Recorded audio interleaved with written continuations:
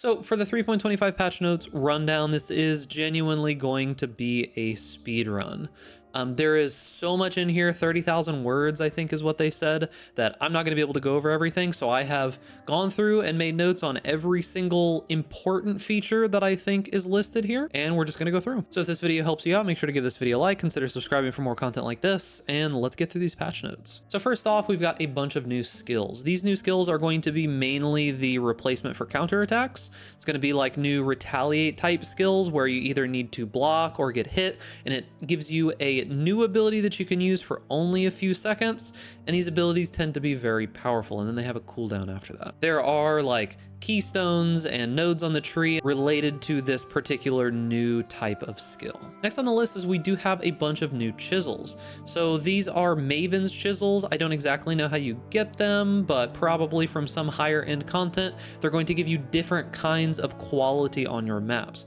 Meaning we're going to get more currency, more divination cards, item rarity, pack size, and scarabs instead of the generic ones that we had before. As for the numbers of these, I'm not 100% certain yet. Last thing in new content and features is that we are getting a new slot for stacked decks in the currency stash tab.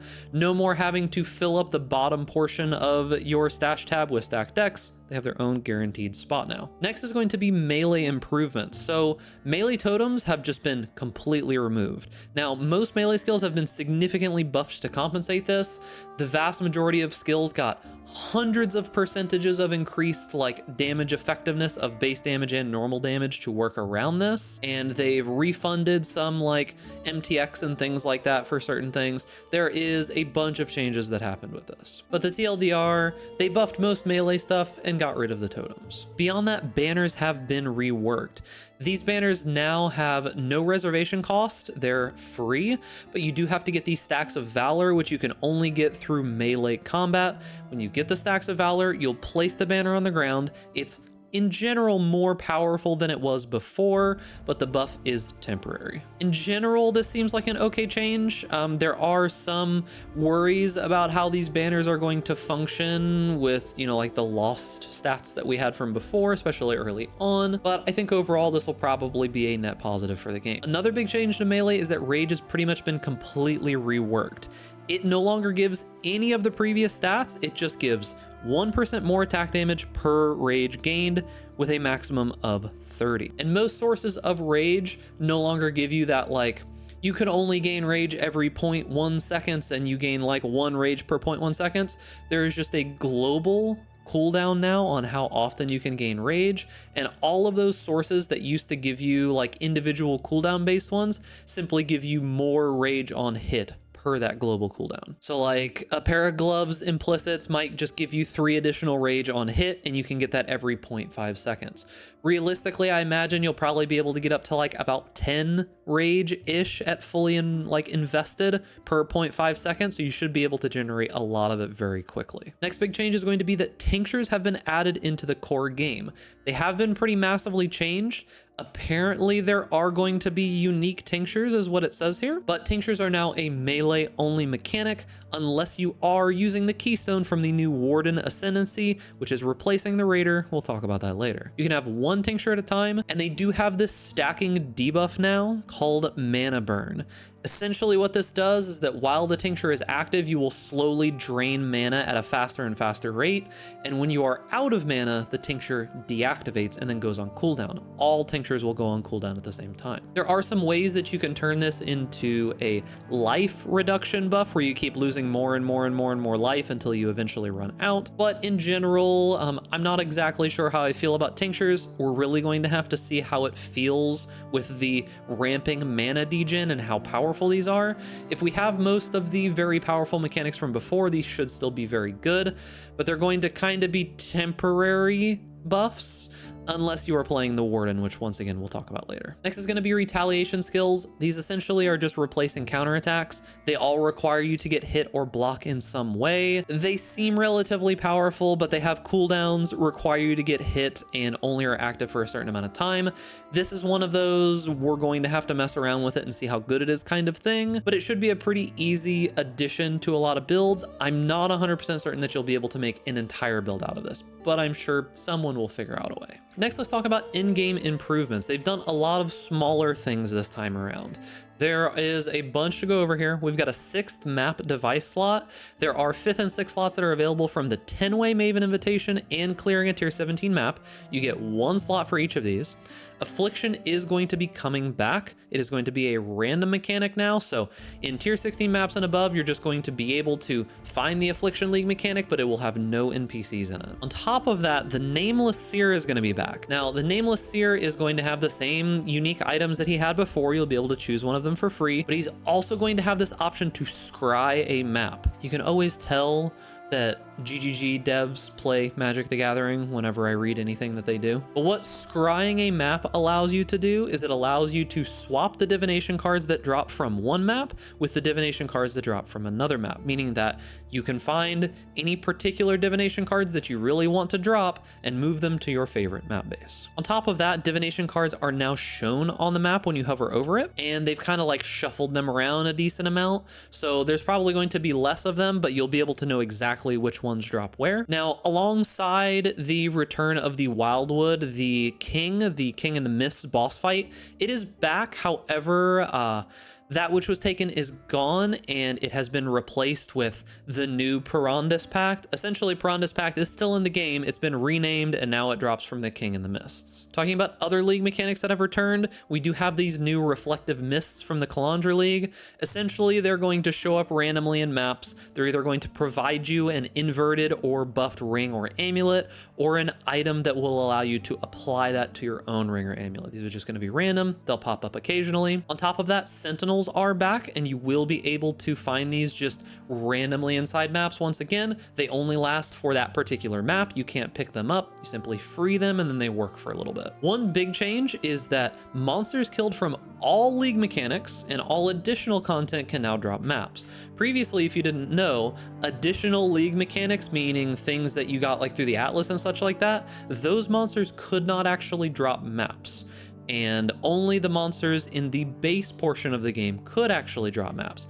This is pretty big. It's a pretty massive change to how map drops work, so some shenanigans could happen here. And on top of that, Scarabs, Chisels, and Horizon Orbs now follow the same rules as maps when it comes to drops. Now, from what I'm reading here, this makes it seem like if you're dropping more maps, like you're scaling the amount of maps that are dropping, you're also scaling the amount of Scarabs, Chisels, and Horizon Orbs that you're going to be dropping. That's the vibe that I get from this, but the language is not specific enough that I can really say with 100% confidence that that's how it works. A ton of Scarabs have been reworked. If you're interested in any of these particular Scarabs, I suggest that you just Control F in here on your own and see if any of these Scarabs affect whatever farming mechanic that you're going to be doing yourself. There's too many to go over one by one. One of the best changes is that monsters in tier 17 maps now have significantly less life and deal significantly less damage.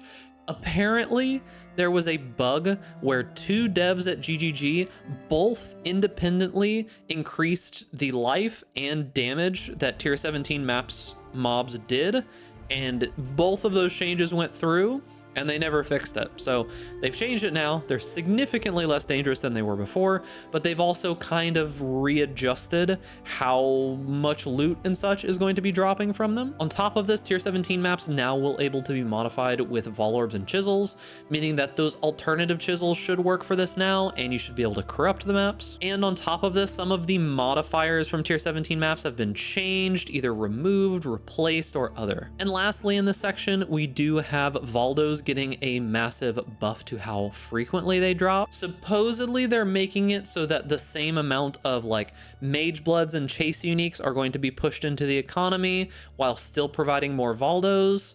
We'll see how that goes. I'm not 100% certain that will be the case, but it is what it is. Next, we're moving on to League improvements. Delirium, now simulacrums are going to only have 15 waves, and unique items should drop more frequently. Ritual has had it changed to where some of the rewards are going to be those corpses that we got in the Wildwood, although they have been reworked a little bit. So that will be a new reward from Ritual. And some of the ritual bases have been changed, as well as where you can find them.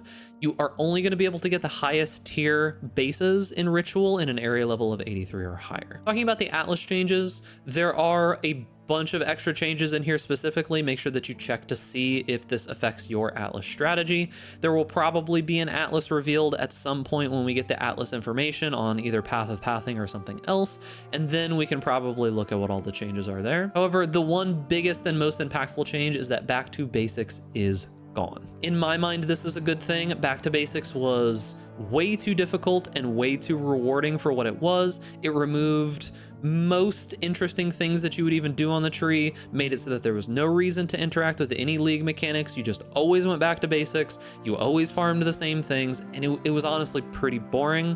And it was just unfortunate how much loot was focused into this keystone, and everybody was just taking it again. It obviously wasn't a good solution to what they were trying to do, so they've gotten rid of it completely. Next is going to be monster increased item rarity and quantity. There have been some changes that have happened to enemies in general across different kinds of league mechanics. They now have varying amounts of quantity and rarity applied to them. And also the big change here, this doesn't really affect you. Honestly, if you're watching this video, this does not affect you. This is like the top 0.001% of people, but apparently there were some weird shenanigans that have happened in recent time where people were dropping, like, for example, hundreds of thousands of uniques in a single map because of just abusing base normal league mechanics, right?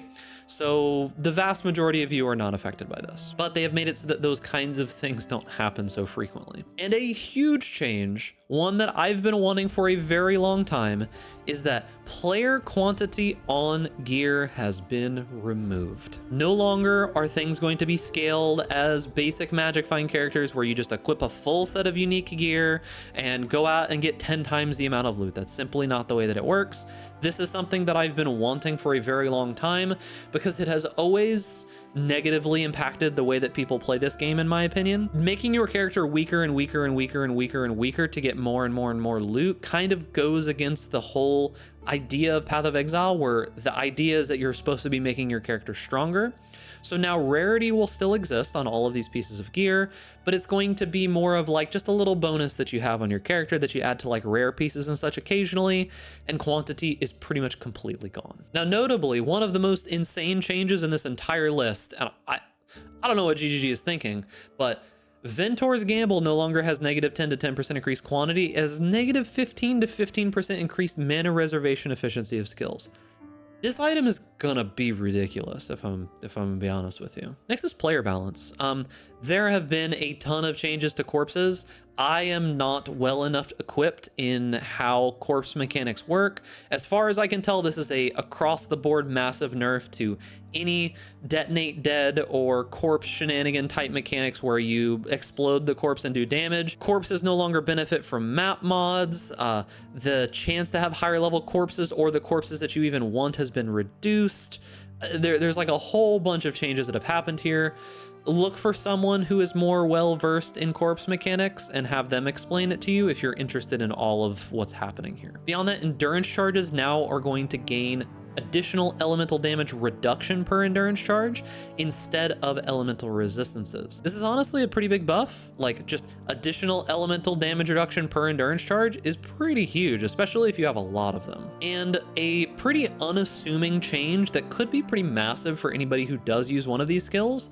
Skills that use a basic melee strike animation now have a more consistent swing speed.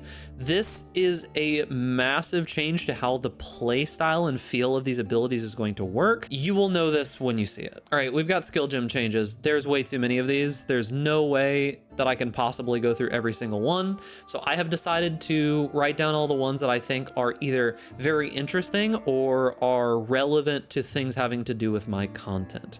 So first off, Divine Blessing support is just gone. The only way that you're going to be able to get this now is going to be through the boots. That is pretty much it. March of the Legion. This means no more big free aura with Eldritch Battery or anything like that anymore. Just completely gone. Sayonara, not going to be happening anymore. This is more so a nerf to just like early league stuff. You just are losing an entire aura essentially. No more free haste on most league start builds. One big thing that's changing is that a lot of the hybrid melee and range abilities have had their weapon requirements split. So essentially what I mean is like Frenzy skill gem, the base gem can be used by a bow or wand, but Frenzy of Onslaught now requires a melee weapon or to be unarmed. Elemental Hit, for example, now requires a melee weapon. However, thank goodness, Elemental Hit of the Spectrum still requires a bow or a wand. So they've split a bunch of these. Now, one other big thing is that a bunch of skills that are popular for leveling, like say Absolution or things like that, have had their effectiveness of added damage nerfed at a low level, and then it scales back up to what it always was previously. I think this is a nerf to a lot of the popular leveling skills. I think that's the intention here. There are just a bunch of these, like Armageddon Brand, there's a ton of them. Notably, Berserk just gives you nothing but increased rage effect anymore, so anything that your rage is affecting, like if you are an actual berserker or something like that, this is still going to be really strong. But for the vast majority of people, there's not really any reason to use berserk anymore. It'll probably still give you a ton of damage, which is good, but the main reason that most people used berserk was for the less damage and the movement speed. The attack speed and the damage was pretty good, but it was mainly the movement speed and the less damage taken. Now, there are a couple of abilities that have been buffed, but not buffed as much as the rest of the melee abilities. I don't exactly have the numbers here, but abilities like Bone Shatter, which were already pretty popular, have only seen changes of like 250% up to 338, where there are some abilities, if I just go find a random one, where it was like 180 previously and now it's like 347, like they've just been doubled. Bone Shatter got a lot less, and Bone Shatter of Complex Trauma got a lot less. This also is a lot less on abilities like, I don't remember what it is, the Dual Strike of Ambidexterity, I think is what it is. Yeah, I talk about that here a little bit later in the notes. It seems like they got less buffs than the other melee skills because they were already so strong. But another big change is that Call to Arms is now called Auto Exertion. This is going to be a nerf to just generically using war cries on any build, and this is a pretty big buff to people who are going to be using war cries for their intended purpose, which is to exert attacks. It's now going to reserve mana, and it is going to be able to use multiple war cries if you want to reserve all of that mana, and this should make war cry abilities a lot less annoying to use. Like exerted attacks will probably be a lot less annoying to use. However, will that make people actually play them? I don't know, maybe. Melee should be pretty good now, so. Now, we kind of already knew this, but Determination and Grace have had their additional, like, added armor and evasion nerfed by half. This is being accounted for with the new bases that are significantly more powerful. It should be kind of a wash, if not a small buff, if you are using lots of the good bases. Elemental Hit is now melee only, but of the spectrum is now going to be ranged only. And Elemental Hit of the Spectrum got buffed pretty well. This league in 3.24 did play an Elemental Hit of the Spectrum wand build, which should still be good and now is probably relatively buffed.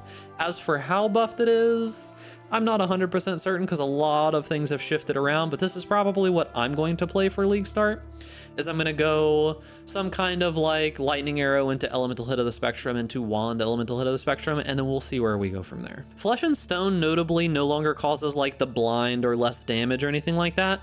It just simply makes it so that nearby enemies take more physical damage and nearby enemies deal less damage to you. That's pretty much it. This scales with aura effect and such now, I'm pretty sure, and it should be a pretty big buff for melee builds or builds that stay in melee range. Hatred got a giga nerf, if we're going to be honest here. It no longer has any more cold damage on it. None. Zero. It does give a little bit more fizz damage gained as extra cold damage, 39 instead of 25, but that doesn't make up for the nerf that it's done here, because previously you would just take all of your physical damage, convert it into cold damage, the more damage would apply to that converted damage, and then you would also gain some of the physical damage, gain it as extra cold damage, and it would also apply to that gain damage. Hatred is no longer just like the best aura in the game. It's still okay, maybe, but you're probably going to potentially choose something else instead of it now. And on top of that, Herald of Ash no longer grants spell fire damage. This is a little weird because Anger is kind of bad, and now there's no more Herald of Ash, so fire-based spell gems, I don't know what auras you guys use anymore. Good luck. Now, something that I was not expecting in any realm of possibility, I was not expecting Kinetic Blast to get a 15% attack speed base buff And then also, increases and reductions to spell damage apply to attack damage at 200% of their value. This is honestly pretty nuts. Like, this is insane. I don't know how I feel about this yet. I'm gonna have to do some math on a couple of different builds, but Kinetic Blast is probably just ridiculous now. This is actually ridiculous. And then on top of that, Kinetic Bolt of Fragmentation also did get its effectiveness of base and added damage kind of brought back up to where it was before, I think, but it still doesn't have the extra damage as spell damage, so not as good as it once was, but definitely a big buff here. Notably, Lightning Arrow no longer has added lightning damage at all gem levels, but it does have more effectiveness of base and added damage. What I think that this is going to be is that this is going to be a nerf early, meaning that while you're leveling and in the campaign and things like that, so definitely less damage then, but it might be either a wash or more damage significantly later on when you have like a better bow. That's what I'm thinking that this is. We'll have to see how the maths out, but that's my gut instinct on what I'm seeing here. Now, there's a couple other things in here that are interesting, but I want to try to keep this as short as I possibly can. However, I did just need to note here, Vortex just got gutted, dude. In particular, hit-based Vortex is what this seems like. I'm not exactly sure which build this is targeting, but probably Vortex Ignite. I'm not super familiar with anybody doing any Vortex Ignite builds recently. The last one I remember is like Rue from a couple leagues ago or something like that. But going from 270 to 170, that's a lot of effectiveness of added damage loss. I don't know who this affected. I just noticed that this was a huge discrepancy. So yeah, a little bit weird. Under support gem balance, there's not a lot here. However, Chance to Bleed has had its physical added damage removed, so now it can support minions, which means your minions can bleed, if that matters. I'm not sure that it does. Increased duration is now more duration. This could be better or worse, depending. Most of the time, I think this is going to be better because more duration is simply going to be better than increased duration. Just depends on how many sources of each that you have. Inspiration is now going to have a less mana cost instead of a reduced mana cost. Most of the time, this is worse. When it comes to costs, reduced ends up being better, I think. However, I'm not 100% certain here, but I think that this is a nerf. We'll have to see. I'm not 100% certain of that, but I know there are some weird peculiarities when it comes to like less mana cost versus reduced mana cost. Now, there are a ton of Ascendancy changes here. So Berserker got a bunch of changes to its rage mechanic simply because rage is just being completely reworked. Most of this now affects the effect of rage instead of just giving you extra stats per rage, just makes the rage more effective for you. And then Warbringer is making it so that Warcries exert twice as many attacks. This just means you have to Warcry less. I don't know how actually good this is, but it's sort of cool, I guess. Chieftain did get one interesting thing, which is going to be this Sione Sun's Roar. This makes it so that Warcries have infinite power, just like the shield does. So this is a new source of this, meaning you no longer have to use that shield. Could open up a couple cool, interesting builds. We'll have to see. Juggernaut did have Unbreakable changed to be armor applies to chaos damage instead of armor applies to elemental damage. This should be a buff for people using the Timeless Keystone most likely, and on top of that, now you are going to get elemental damage reduction per endurance charge, and endurance charges give you elemental damage reduction. So overall, I think this might be a buff for Juggernaut, but I'm not 100% certain. However, what is not a buff is what has happened to our boy, the champion. He lost 5 Fortify, he's no longer stun immune, and he no longer has attack speed, armor, or evasion. Yeah, they gutted him pretty hard. I still think he's okay, but most of the time the reason that you chose champion is because you were going like a ranged attack based build that wanted fortify. Now you get no more of the attack speed, you don't get the armor evasion, you're not stun immune anymore, and you get less fortify, but it only takes 1 point for the fortify, I guess. And banner skills no longer have reservations, so that doesn't matter at all. I don't know if you go champion anymore, if I'm gonna be honest with you. I'm not 100% certain. Those other nodes are okay, but if you can't make use of those other nodes, champion's definitely not the choice anymore. Gladiator has been reworked pretty decently. The new Gladiator does seem better. Block seems like it's in a much better place. You can get more of it. And on top of this, Gladiator has been made to work a little bit better with bleed. It's made to work a little bit better with the like new retaliate type stuff. One major change that has happened here, we'll go ahead and look at this on the tree, is that the Gladiator now has jagged techniques, which gives you bleeding you inflict is aggravated. Previously, you would have to use something like whatever the bow attack was that made it so that enemies were treated as if they were moving, because bleeding does much more damage while they're moving. Now there is this new aggravated tag, which makes it so that they deal damage as if they were moving, which is pretty massive. Now, they have lost challenger charges. Keep that in mind. So this is more so a nerf to like other ascendancies that stole it, but challenger charges are gone. The new block stuff is actually pretty good. There's a lot of interesting stuff here. And then we've got Weapon Master, which gives you a bunch of stats depending on the kind of weapon that you're using. Realistically, you're only going to be taking this as like a 4th point if you want some of those specific nodes, or if you're going Veranostra, because you should be able to get all of those. So it finally happened, boys. After months and months and years, the Deadeye has finally been nerfed. So there have been some changes to the Deadeye. The Deadeye does have a new ascendancy point, and that is going to be, if I can find it here, is Avidity, I think is how you say this.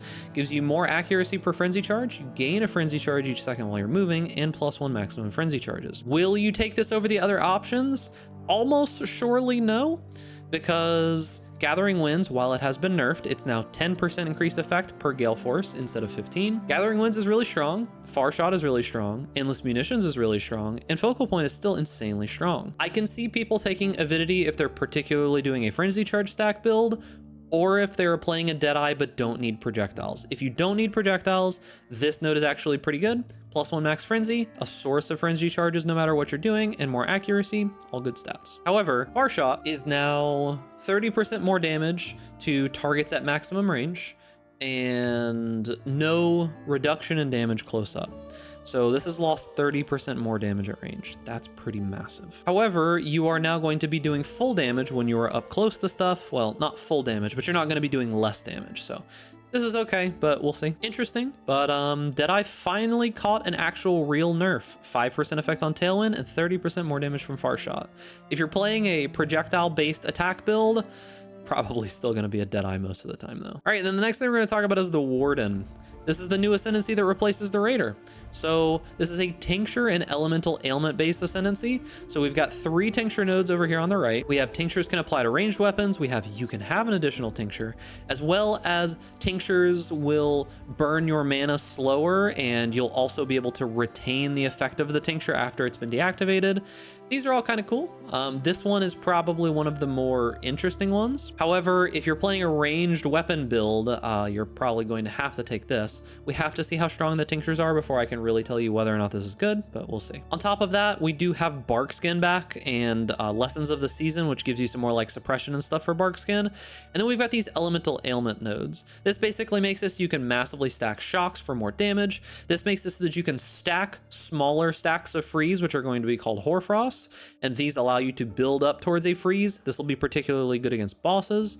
And then this makes it so that instead of igniting, you will be able to scorch, and you can inflict an additional scorch. And then this last node, Avatar of the Wilds, basically makes it so that if you're applying a bunch of different elemental ailment effects, you can stack up this Unbound Fury, and then essentially have like an elemental berserk that you will do occasionally and do a whole bunch more damage. You'll always freeze, shock, and ignite, and you should be able to have pretty good uptime on this if you're applying a bunch of different ailments. Okay, so passive skill changes. One big change is that Volpact has been changed to Life Leech from melee damage is instant and cannot recover life other than Leech.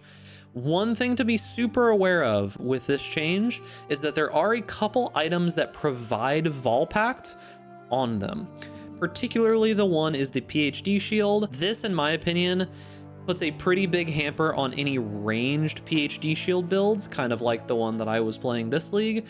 It makes it so that you can no longer recover life from the amulet, which that amulet's been nerfed. We'll talk about that later. It makes it so that you can only recover from leech, and if you're playing a ranged build, you're not going to get the instant leech like you were before. So this is overall a pretty massive nerf to the PhD shield, as well as a couple other particular things. But life leech from melee damage being instant is pretty big for melee builds. If you are going to be leeching a lot, this is pretty good for that. Next is that Versatile Combatant now has a significantly less of a nerf to your max chance. Versatile Combatant is probably just really insanely good now. Negative 10% chance on maximum for block attack damage and block spell damage is really good. There's a bunch of extra sources of attack block now.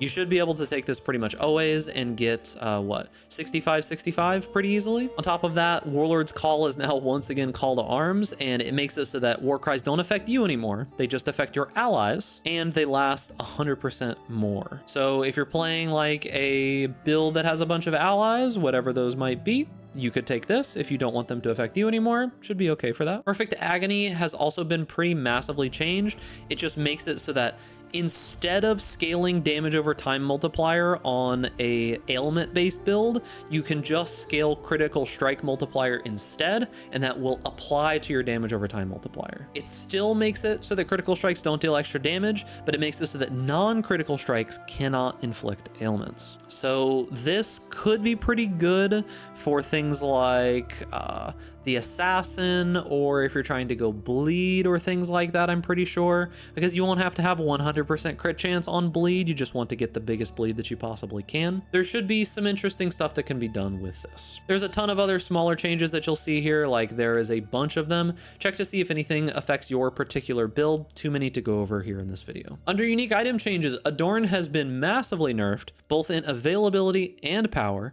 It now goes from 0 to 100% instead of 50 to 150%. This means not only is it going to be weaker, it's now going to be harder to get a worthwhile one. So this is a pretty massive nerf. Dancing Dervish can now use a weapon swap, so you can swap to a different set of weapons while the Dancing Dervishes are going. This is pretty cool.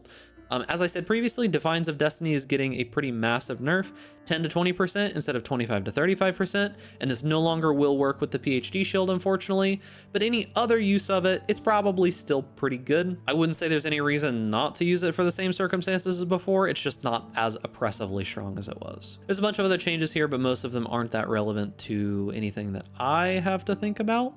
Now, item quality has been reworked. Most items are only able to be forced up to 20% quality now, regardless of if they are corrupted. Perfect fossils don't exist anymore.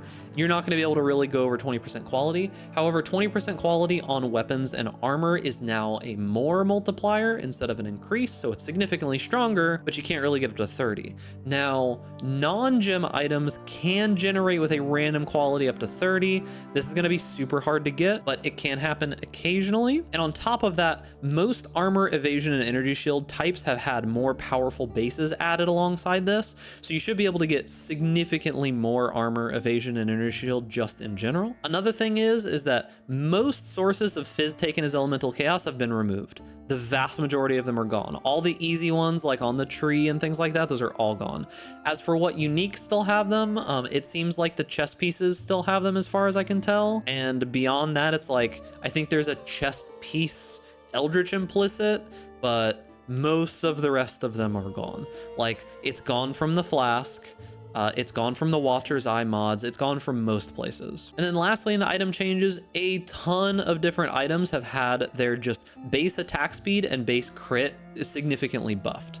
Wands are one particular big one in here that's going to be pretty big. There's a lot of changes to wands, which should be pretty good. Next on the list is going to be monster balance. Essences now are going to take less damage instead of having more life whenever you basically buff them up. Bosses can now have reduced action speed up to 50%. This is a buff for freeze. So particularly on that warden that I was talking about before, we can get the Sacks of Hoarfrost to give you a chance to freeze bosses for 2 seconds. This can get you up to that 50% action speed reduction, which is really, really big for bosses. Making them move at half speed will make them significantly easier. Also, the meteor hits you when you use a flask, now has a cooldown. Thank goodness, it was very, very annoying, and it's apparently telegraphed better, so hopefully that's cool. Quest rewards, Alira now gives 15% all res, and that's it. Creighton now gives 8% movement speed, Oak gives 40 maximum life, and Aramir gives 1 passive skill point. The Through Sacred Ground quest now gives an additional passive skill point, so you can essentially choose between one of these or 1 passive skill point. The choice seems to be a little bit better here. Most of the time, I think you're probably still just going to go for the passive skill point, but I could see on a build that's stacking life, you would want life. I could see on a build that uses a lot of uniques and struggles for elemental resistances, you could take this, and if you don't care and you just want to zoom, movement speed's always pretty good. Lastly, we've got some user interface changes. Act and Pinnacle bosses now have static life bars, which is pretty cool. These are a little big. I think they might reduce the size of them a little bit potentially in the future. We'll have to see. Reservation effects now persist through death. No more having to use your entire secondary skill bar for auras. They're just always going to turn back on immediately. And probably the biggest change in the entirety of this patch is that the range that you can pick up items when using a keyboard and mouse has been increased, and it's been significantly increased. And that is going to be it for the video. If you watched to this point, I do want to make a quick note that all of these notes that you see over here on the left, previously these were going to be available to like patrons and things like that. However, now they're going to be freely available to all. I have used Obsidian note-taking software for quite a while now, and I'm now going to be using it as just a hub where all of the notes for all of my videos that you see, the build guides and all of that, are all going to be available in one spot. It'll be linked down in the description and probably in the pinned comment in this video with more information about it. I've just decided that I'm just gonna give them available to everybody. However, this probably will impact like some stats having to do with my YouTube videos going forward. There's gonna be a decent amount of people who are just gonna go grab the notes and then not watch the video. So in the near future, I'll probably be updating like Patreon and things like that as just a basic way for you to support me. So if you do enjoy the work that I do and appreciate the fact that I'm just going to be providing these full notes with, you know, for free, just out there, and you can do that instead of watching the video, you can either subscribe to me on Patreon or just like the video, subscribe, and all that kind of good stuff. And remember, boys, if you enjoy this content, make sure to give this video a like, subscribe to the YouTube channel, hit that notification bell to stay up to date with all the latest videos, and stay safe out there in raid class. And I'll see you guys in the next video.